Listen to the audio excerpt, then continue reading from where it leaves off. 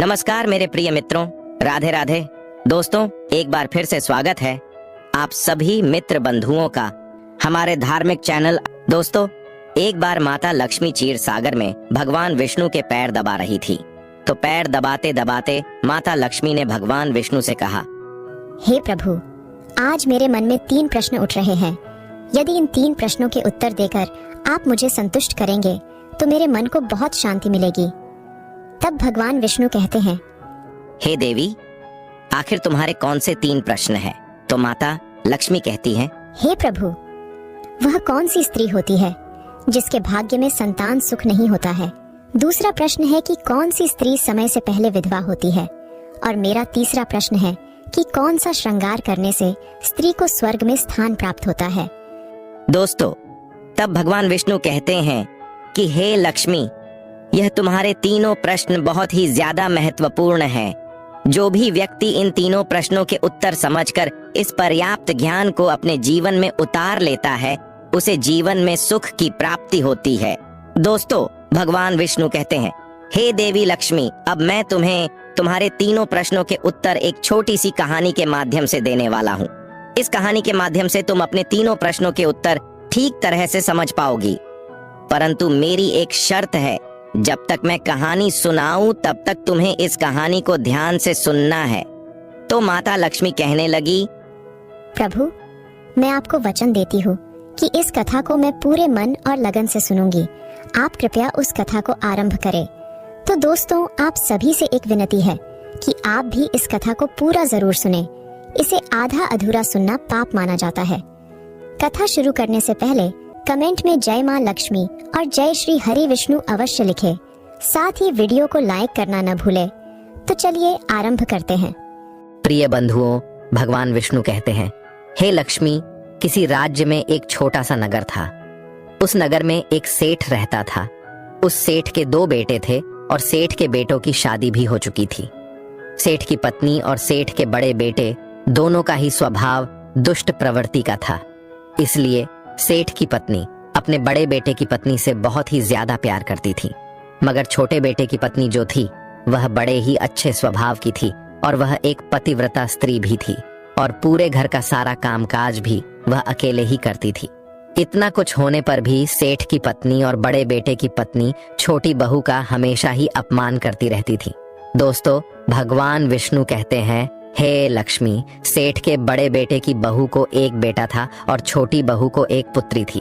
सेठ की पत्नी हमेशा पुत्र को लेकर छोटी बहू को ताना मारती रहती थी, लेकिन वह क्या कर सकती थी, वह हमेशा उनके ताने सुनती रहती थी। दोस्तों, तब भगवान विष्णु कहते हैं, हे लक्ष्मी, अब मैं तुम्हें छोटी बहू की कहानी अच्छे तरीके से समझाता हूँ। इस कहानी से तुम्हें तुम्हारे पहले प्रश्न का उत्तर प्राप्त होगा। तुम्हारा पहला प्रश्न था कि कौन सी स्त्री के भाग्य में पुत्र की प्राप्ति नहीं होती है। तब भगवान विष्णु कहते हैं, देवी, उस सेठ की जो पत्नी थी वह पहले से ही बड़े ही दुष्ट स्वभाव की थी। उसके कुटिल स्वभाव से सभी घर वाले बहुत ही ज्यादा परेशान थे, परंतु अपनी सीधी साधी छोटी बहू को वह कुछ ज्यादा ही परेशान करती रहती थी। उसको सताने में उसको बहुत ही ज्यादा आनंद आता था। सेठ के छोटे बेटे की पत्नी का नाम सुकन्या था। बेचारी सुकन्या सुबह जल्दी उठ करके अपने कामकाज में जुट जाती थी। इतना करने पर भी सेठ की पत्नी की निगाहों में सुकन्या हमेशा खटकती रहती थी। एक दिन की बात है, सुकन्या घर में झाड़ू लगा रही थी तो सेठ की पत्नी बोली कि तेरे हाथ में जान नहीं है क्या? तू जल्दी जल्दी झाड़ू लगा। मैं मंदिर जा रही हूँ। मेरे लौट कर आने से पहले तू भोजन बनाकर तैयार रखना और आते ही मैं उस भोजन को ग्रहण करूंगी। और सुन, अन्न का एक दाना भी बर्बाद ना हो पाए। बेचारी सुकन्या करती भी तो क्या वह अपनी सास की बातों को सुनती रही। तब घर की सफाई करने के बाद सुकन्या खाना बनाने में लग गई। खाना बनाते समय वह मन में सोच रही थी कि मैं इतना काम करने के बाद भी एक पल के लिए चैन की सांस नहीं ले पाती हूँ और मेरी सास हर समय मेरे काम में कोई न कोई गलती निकालती रहती है। सुकन्या यह सब सोच ही रही थी, जितने में दरवाजा खटखटाने की आवाज आई तो सुकन्या ने सोचा कि अभी तो भोजन तैयार ही हुआ है, लगता है मेरी सासू माँ आज जल्दी ही लौट आई हैं। जब सुकन्या ने दरवाजा खोला तो उसने क्या देखा कि बाहर दरवाजे पर एक सन्यासी महात्मा खड़े हैं। दोस्तों, वह साधु महाराज सुकन्या से कहता है कि बेटी, तेरा सुहाग अमर रहे। बाबा को कुछ भोजन करा दे, मुझे बड़ी तेजी से भूख लग रही है। दर्शकों, भगवान विष्णु कहते हैं कि लक्ष्मी सुकन्या बहुत सुशील और संस्कारी थीं। उसने सोचा कि साधु महाराज को भोजन करा तो दूं, परंतु यदि मेरी सास आ गई तो मेरी खैर नहीं। फिर कुछ देर सोच विचार करने के बाद में उसने सन्यासी को भोजन करने के लिए अंदर आने को कहा, और उसी समय सुकन्या के मन में विचार आया कि सास से डरना कैसा। यदि मेरी सास आ भी जाएगी और मुझसे कुछ कहेगी तो मैं उनसे कह दूंगी कि मैं अपने हिस्से का भोजन इन महात्मा को दे रही हूँ। भगवान विष्णु कहते हैं, हे लक्ष्मी। फिर ऐसा सोचकर के सुकन्या साधु को अंदर ले गई और अतिथि धर्म का पालन करते हुए उस साधु को भोजन कराने लगी। अभी साधु भोजन कर ही रहा था कि सुकन्या की सास आ गई और फिर साधु को घर के अंदर बैठा भोजन करते देख करके उसका गुस्सा 7वें आसमान पर जा चढ़ा और एकदम से साधु महाराज से कहने लगी, यहाँ पर क्या किसी प्रकार का भंडारा या दावत नहीं चल रही है, जो तो राह चलते भिखमंगों को घर में बिठाकर खिला रही हो। सुकन्या ने अपनी सास को रोकने की बहुत कोशिश की, परंतु उस दुष्ट स्त्री ने सन्यासी को धक्के मारकर घर से बाहर निकाल दिया और उसका खाना उठाकर फेंक दिया। अब उसका क्रोध सुकन्या पर टूटा और कहने लगी, अरे दुष्ट औरत, मैंने तुझे कहा था कि अन्न का एक दाना भी बर्बाद नहीं होना चाहिए, लेकिन तूने क्या किया, उस भिखमंगे को इतना सारा भोजन दे दिया। दोस्तों, भगवान विष्णु कहते हैं, हे लक्ष्मी। सुकन्या डरती हुए बोली, सासू माँ, मैंने सन्यासी को अपने हिस्से का भोजन दिया है, इसमें आखिर इतना गुस्सा होने की क्या बात है। द्वार पर आए अतिथियों को कभी खाली हाथ नहीं भेजते हैं, ऐसा शास्त्र कहते हैं। भगवान विष्णु कहते हैं, इस प्रकार काफी देर तक सास बहू की तकरार चलती रही। अंत में उस कुटिल सास ने सुकन्या को भी धक्के मार करके घर से निकाल दिया। अब वह बेचारी रोती हुई घर का दरवाजा पिटती रह गई, परंतु उसकी सांस पत्थर जैसी बन गई, उसका दिल नहीं पसीजा। अब सुकन्या के पास में एक ही रास्ता बचा था कि वह अपने मायके में लौट जाए। दर्शकों, भगवान विष्णु कहते हैं, हे लक्ष्मी। इस प्रकार सुकन्या दुखी होकर के अपने मायके के लिए निकल गई और बीच रास्ते में एक घना जंगल भी पड़ता था। सुकन्या भूख प्यास से तड़पती हुई अपने मायके के लिए चली जा रही थी। तभी अचानक जोरों से बादल गरजे और मूसलाधार बारिश शुरू हो गई। भगवान विष्णु कहते हैं, बारिश से बचने के लिए सुकन्या ने एक पेड़ की शरण ली, लेकिन वर्षा का वेग इतना तेज था कि बचना मुश्किल हो गया था। अब उसी पेड़ की जड़ में एक कोठर बना था। सुकन्या यह सोचकर उसमें घुस गई कि बारिश रुकने के बाद में वह बाहर निकल आएगी और जब तक वर्षा हो रही है वह कोठर के अंदर बारिश से अपनी सुरक्षा कर सकती है। दर्शकों, भगवान विष्णु कहते हैं, हे लक्ष्मी। जब सुकन्या उस पेड़ के कोठर में घुसी तो उस कोठर के अंदर उसे एक साधु मिले। फिर संत ने कहा, बेटी रोना बंद करो। मुझे मालूम है कि तुम्हारे घर वाले तुम्हारा अनादर इसलिए करते हैं कि वह दुष्ट प्रवृत्ति के हैं और तुम्हें ताना इसलिए मारते हैं कि तुम्हारी जेठानी को पुत्र की प्राप्ति हो गई है और तुम्हें अभी तक पुत्र की प्राप्ति नहीं हुई है। इसलिए तुम चिंता मत करो, मैं तुम्हें एक पर्ची देता हूँ। इस पर्ची में जो उपाय लिखा है उसे पूरी निष्ठा से करना और फिर तुम्हें एक गुणवान पुत्र प्राप्ति होगी। दर्शकों, इस प्रकार वह संत महात्मा पर्ची देकर वहां से अंतर्ध्यान हो गए। उधर जब वर्षा बंद हो गई तो सुकन्या को ढूंढता हुआ उसका पति वहां पर पहुंच गया और फिर सुकन्या मायके न जाकर उसी जंगल में एक कुटिया बनाकर रहने लगी। भगवान विष्णु कहते हैं, हे लक्ष्मी। एक दिन की बात है, सुकन्या को पुत्र का ख्याल आया और सोचने लगी कि यदि मेरे पास में भी एक पुत्र होता तो ससुराल में मेरी भी इज्जत होती। वह ऐसा सोच ही रही थी कि उसे संत की दी हुई वह पर्ची याद आ गई और जब सुकन्या ने पुत्र प्राप्ति के लिए उस पर्ची को पढ़ा तो उसमें लिखा था कि बेटी पुत्र प्राप्ति के लिए हमेशा स्त्री को रात्रि के समय पुरुष के बाईं तरफ सोना चाहिए। ऐसा करने से कुछ समय के बाद में बाईं करवट लेटने से नाक का दायां स्वर और दाहिनी करवट लेटने से नाक का बायां स्वर चालू हो जाता है और फिर जब भी पुत्र प्राप्ति की इच्छा हो तो उस स्थिति में मिलन से पहले यह निश्चित कर लेना चाहिए कि पुरुष का दायां स्वर चलने लगे और स्त्री का बायां स्वर चलने लगे। उसी समय गर्भ धारण किया जाना चाहिए। ऐसा करने से निश्चित ही पुत्र की प्राप्ति होती है और इसके विपरीत नाक के स्वर चलने से पुत्री की प्राप्ति होती है। दर्शकों, पर्ची में आगे लिखा था, कि मासिक धर्म शुरू होने के प्रथम 4 दिवस में मिलन से पुरुष रोग को प्राप्त होता है। 5वीं रात्रि में मिलन से कन्या की प्राप्ति होती है। 6ठी रात्रि में मिलन से पुत्र होता है। 7वीं रात्रि में मिलन से बंध्या पुत्री होती है। 8वीं रात्रि में मिलन से ऐश्वर्यशाली पुत्र होता है। 9वीं रात्रि में मिलन से ऐश्वर्यशाली पुत्री होती है। 10वीं रात्रि में मिलन से अतिश्रेष्ठ पुत्र होता है।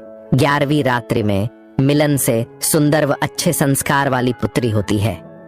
दर्शकों, भगवान विष्णु कहते हैं, हे लक्ष्मी, इस प्रकार उस सुकन्या ने 10वीं रात अपने पति से मिलन किया और गर्भ धारण किया। अब सुबह स्नान आदि क्रिया से निवृत्त होकर के पूजा पाठ करके सुकन्या का पति लकड़ी काटने चला गया। उसके पति के जाने के बाद तूफान आ गया। अब सुकन्या की झोपड़ी तूफान में उड़ गई और भारी बारिश होने लगी। और फिर सुकन्या बारिश से बचने के लिए एक पेड़ पर एक पता लिखती है। ये पता उसी कोटर का था जिस कोटर में सुकन्या बारिश से बचने के लिए पहले छुप गई थी। और सुकन्या ने पेड़ के ऊपर पता इसलिए लिखा था कि जब उसका पति वापस आए तो पेड़ पर लिखा हुआ पता पढ़ करके उसी कोटर के पास आ जाए। दर्शकों, भगवान विष्णु कहते हैं, हे लक्ष्मी, उधर सुकन्या उस कोटर में आकर छुप जाती हैं, जो कोटर एक पेड़ की जड़ में बना हुआ था। उस पेड़ के पास में 2 राक्षसी का निवास स्थान था। इधर तो वह सुकन्या वर्षा से बचने के लिए उस कोटर में छुपी हुई थी और उधर वह दोनों राक्षसी बारिश से परेशान होकर के उस पेड़ की तरफ चली आ रही थी। फिर तो पेड़ के नीचे आकर के एक राक्षसी कहने लगी, अब तो चला भी नहीं जाता, वरना मन तो कर रहा था कि सोना टापू पर चली जाऊं। तभी दूसरी राक्षसी बोली, इसमें क्या बड़ी बात है, ये पेड़ हमें अभी उड़ा करके वहीं पहुंचा देगा जहां पर सोने का टापू है। दर्शकों, ऐसा कहकर कि वह दोनों राक्षसी पेड़ की शाख पर बैठ गई और पेड़ एकदम से उड़ने लगा। उधर थकी हारी सुकन्या कोटर में छुपी हुई थी। कोटर में घुसते ही सुकन्या को नींद आ गई थी, लेकिन पेड़ के उड़ने से लगने वाले झटकों से सुकन्या की नींद खुल गई और पेड़ को उड़ता देखकर कि वह एकदम से घबरा गई। दर्शकों, जब सुकन्या ने कोटर से बाहर देखा तो पेड़ की डाल पर 2 राक्षसी बैठी थीं। अंततः सुकन्या ने परिस्थिति के साथ समझौता किया और सोचा कि जो होगा अच्छा ही होगा। फिर कुछ देर की उड़ान के बाद में वह पेड़ एक सोना टापू पर पहुंचकर के उतर गया। उधर दोनों राक्षसी को भूख लग रही थी, इसलिए वह दोनों शिकार की तलाश में निकल गई। भगवान विष्णु कहते हैं, हे लक्ष्मी, उन दोनों राक्षसी के जाने के बाद में सुकन्या कोटर से बाहर निकली और उसने चैन की सांस ली। अब जैसे ही सुकन्या ने सोना टापू पर फैली रेत को देखा तो एकदम से अचंभित में पड़ गई कि यह रेत तो चमचमा रही है। और जैसे ही सुकन्या ने रेत को हाथों में उठाया तो एकदम से चिल्लाने लगी, अरे यह तो सोने की रेत है। और फिर सुकन्या ने अपनी साड़ी की आंचल में वह जितनी रेत बांध सकती थी उसने बांध ली और पुनः आकर के उसी कोटर में छिप गई। दर्शकों, भगवान विष्णु कहते हैं, इधर तो सुकन्या का उस कोटर में वापस जाना हुआ, उधर दोनों राक्षसी पेड़ पर वापस आ गई और वह आपस में कहने लगी, आज तो भरपेट खाना खा करके पूरी तृप्ति हो गई, अब चलो वापस लौट चलते हैं हम जहां से आए थे। और फिर इस प्रकार थोड़ी देर में वह पेड़ उड़ करके उसी स्थान पर पहुंच गया जहां से वह पेड़ उड़ करके गया था। भगवान विष्णु कहते हैं, लक्ष्मी वह सुकन्या तब तक उसी कोटर में छुपी रही जब तक किसी कार्यवश वह राक्षसी उस पेड़ से चली नहीं गई। और जैसे ही वह दोनों उस पेड़ से चली गई, वैसे ही सुकन्या सोने की रेत लेकर के उस कोटर से बाहर आ गई और मन में सोचने लगी कि इतना सारा सोना देख करके मेरी सासू माँ खुश हो जाएगी और अब मैं अपने ससुराल वापस जाऊंगी और अपनी सासू माँ को इतना सारा सोना दूंगी, फिर वह मुझसे कभी भी नफरत नहीं करेगी और मुझसे प्यार करने लगेगी।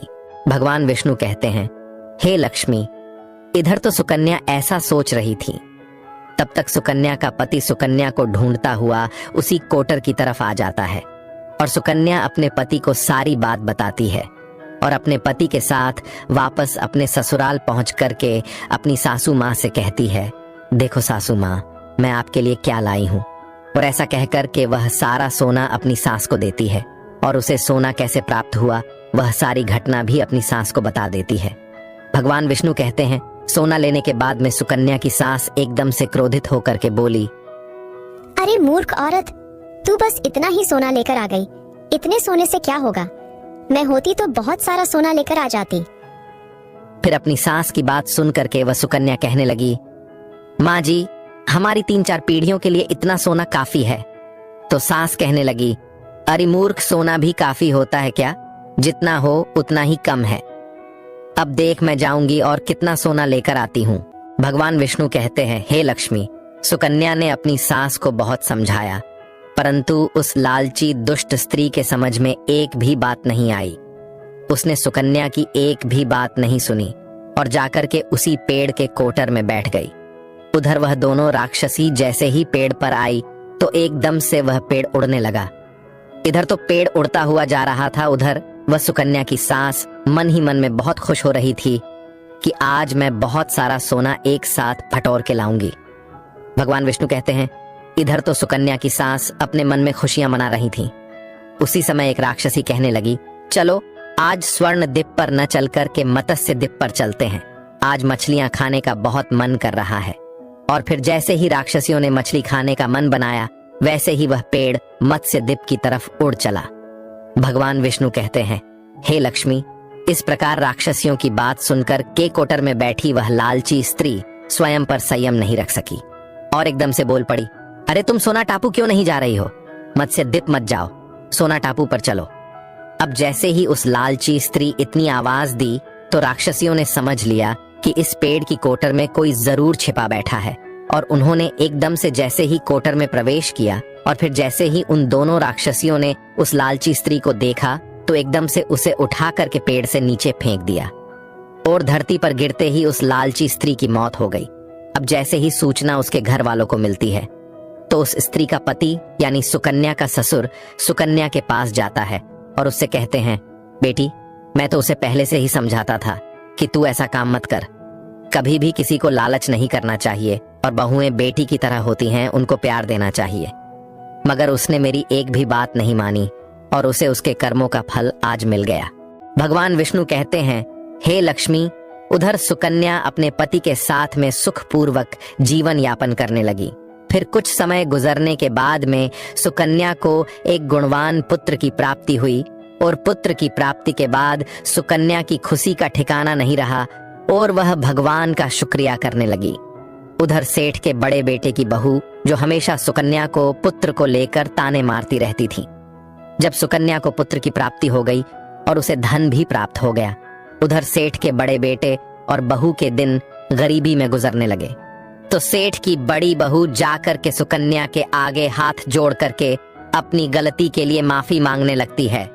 सुकन्या एक बहुत ही दयावान स्त्री थी और बहुत ही मधुर संबंध वाली स्त्री थी, इसलिए वह अपनी जेठानी को माफ कर देती है और वह जो भी सोना लेकर आई थी उसमें से कुछ सोना वह अपनी जेठानी को भी दे देती है। इस प्रकार वह पूरा परिवार अच्छे से जीवन यापन करने लगता है। भगवान विष्णु कहते हैं, लक्ष्मी, इस प्रकार जब समय धीरे धीरे सुखपूर्वक व्यतीत होने लगा तो सेठ की बड़ी बहू का जो पुत्र था वह अवगुणी था, इसलिए उसने सारा धन अवगुणों में बर्बाद कर दिया और सुकन्या को जो पुत्र हुआ था वह बहुत ही गुणवान था। वह अपने जीवन में इतना आगे बढ़ा कि उसने अपने माँ बाप का नाम रोशन कर दिया। और फिर जब सुकन्या और उसकी जेठानी का जीवन समाप्त हुआ तो सुकन्या को स्वर्ग की प्राप्ति हुई और उसकी जेठानी को नरक में स्थान मिला। भगवान विष्णु कहते हैं, लक्ष्मी, तुम्हारा पहला प्रश्न था कि कौन सी स्त्री के भाग्य में पुत्र नहीं होता, तो समझ लो संत के द्वारा दिए गए पर्चे के विपरीत जो कार्य करते हैं उनके भाग्य में पुत्र योग नहीं होता। लक्ष्मी, तुम्हारा दूसरा प्रश्न था कि कौन सा गहना पहनने से स्त्री या पुरुष की दर्दनाक मौत होती है, तो समझ लो वह है लालच रूपी गहना, जो सेठ की पत्नी ने पहना था और खूब सारा सोना लाने के लालच में कोटर घुस गई और राक्षसियों द्वारा नीचे फेंक दिए जाने के कारण सेठ की पत्नी की दर्दनाक मौत हो गई। इसलिए लालच रूपी गहना कभी नहीं पहनना चाहिए। लक्ष्मी, अब तुम्हारा तीसरा प्रश्न था कि कौन सा श्रृंगार करने से स्त्री को स्वर्ग में स्थान मिलता है, तो वह चरित्र रूपी श्रृंगार, यानी कि चरित्रवान और पतिव्रता स्त्री।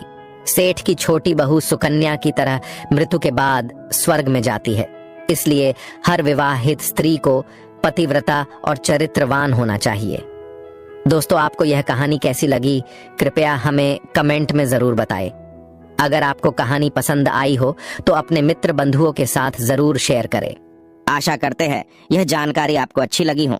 अधिक धार्मिक जानकारी के लिए हमारे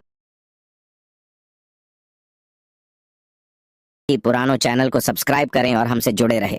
आप सभी का धन्यवाद।